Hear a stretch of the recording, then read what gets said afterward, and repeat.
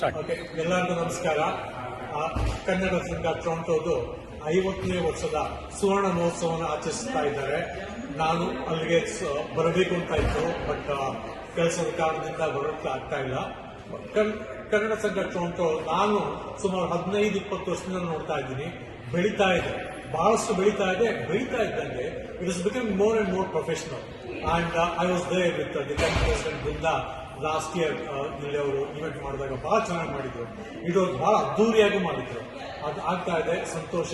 ಇನ್ನೂ ಬೆಳೀಲಿ ಅಂತ ಒಂದು ಹೋಪ್. ಅಂಡ್ ನವೆಂಬರ್ ಅಲ್ಲಿ ಪಾರ್ಲಿಮೆಂಟ್ ಅಲ್ಲಿ ಕನ್ನಡ ರಾಜ್ಯೋತ್ಸವ ಮಾಡಬೇಕು ಅಂತ ಪ್ಲಾನ್ ಆಗ್ತಿದೆ. ಅದು ಆ ಕನ್ನಡ ರಾಜ್ಯೋತ್ಸವ ಕೆನಡಾ ದೇಶದ ಪಾರ್ಲಿಮೆಂಟ್ ಅಲ್ಲಿ ಮಾಡ್ತಾ ಇರೋದಕ್ಕೆ ಕನ್ನಡ ಸಂಘ ಟೊರೊಂಟೊ ಅವರ ಸಂಪೂರ್ಣ ಸಹಾಯ ಸಹಕಾರ ಇದೆ ಅಂತ ಭಾವಿಸ್ಕೊಳ್ತಾ ಇದ್ದೀನಿ. ಮುಂದೊಮ್ಮೆ ನೋಡೋಣ. ನಮಸ್ಕಾರ.